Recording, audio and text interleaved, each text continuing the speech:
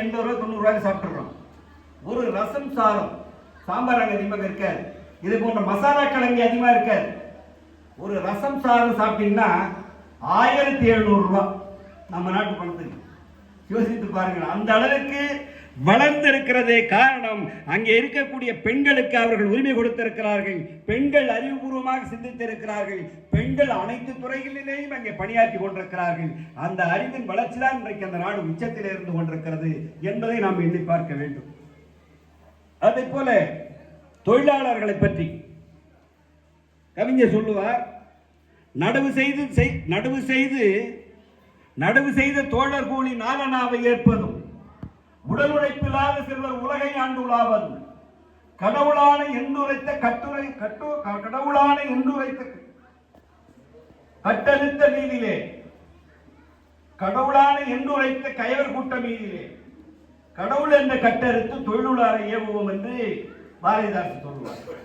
அந்த அளவிற்கு அவருடைய செயல்பாடு, அவருடைய சிந்தனை, அவருடைய நோக்கமெல்லாம் பகுத்தறிவு சிந்தனையோடு சமூக சிந்தனையோடு ஒன்றியிருந்த அந்த நம்முடைய புதுச்சேரியுடைய புதுமுக கவிஞர் புரட்சி கவிஞர் பாரதிதாசனுடைய இந்த விழாவிலே பங்கெடுத்து இதை வாழ்த்துவதற்கு எனக்கு வாய்ப்பளித்த நம்முடைய அண்ணன் மோகன் அவர்கள், நான் அவரை பற்றி கொஞ்சம் சொல்லியாக வேண்டும். நான் உலக திருக்குறள் கூட்டம் கிட்டத்தட்ட மாதத்திற்கு 2 நிகழ்ச்சி நடத்தி கொண்டிருக்கிறேன். அதில் அண்ணனையும் அழைப்பேன், அவர் ஸ்டால் போடுவார். ஆனால் இன்றைக்கு எங்களுக்கு ரொம்ப பயன்பட்டு கொண்டிருக்கிறார்கள் அவர். எனவே அவர்களுக்கு ஊக்கம் தர வேண்டும் என்பதற்காக நாங்கள் சில உதவிகளை செய்வோம். என்றாலும் கூட இது மாதிரி உள்ளவர்கள் தான் நாம் வளர்த்தெடுக்க வேண்டும், அவர்களை உருவாக்க வேண்டும்.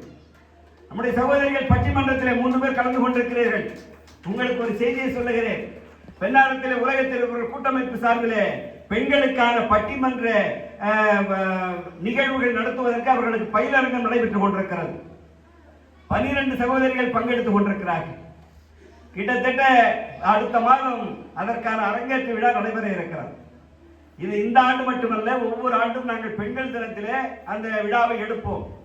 இந்த ஆண்டு பிப்ரவரி மாதத்திலேயே அவர்களை நடத்தி அவரை அரங்கேற்றம் செய்து வெளியிலே அவர்களை பேசுவதற்கு தங்களை தயாராகிக் கொள்ள வேண்டும் என்பதற்காக அந்த பணியை செய்து கொண்டிருக்கிறோம்.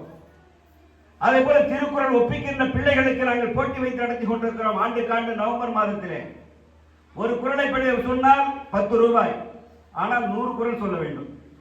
100 குறள் சொன்னால் 1000 ரூபாய், 50 குறள் சொன்னால் 500 ரூபாய். நான் ஒரு குறளாக தான் சொல்லுவோம், 10 ரூபாய் கொடுத்தா கொடுக்க மாட்டோம். ஏன்னு சொன்னால் அந்த குழந்தைகள் படிக்க வேண்டும் என்பதற்காக அந்த திட்டத்தை ஆண்டுக்காண்டு நாங்கள் அங்கே நிறைவேற்றி செய்து கொண்டிருக்கிறோம். எனவே இதை போல பாவேந்தர் நிகழ்ச்சியின் மூலமாக நாம் இந்த நேரத்தில் சொல்ல வரக்கூடிய கருத்து, திருவள்ளுவருடைய சிந்தனைகளும் பாவேந்தருடைய சிந்தனைகளும் ஒன்றுபட்ட சிந்தனைகள். அந்த சிந்தனைகளுக்கு ஏற்ப நம்முடைய பிள்ளைகளை எதிர்காலத்திலே கொண்டு செல்வோம். அதற்கான ஒரு பயிலரங்கமாக இந்த அமைப்பை, இந்த நிகழ்வை நான் பார்க்கிறேன். அந்த அளவிற்கு இங்கே பிள்ளைகள் பாடினார்கள். அங்கே ஒரு ஆடல் கலை நிகழ்ச்சி நடத்தினார்கள்.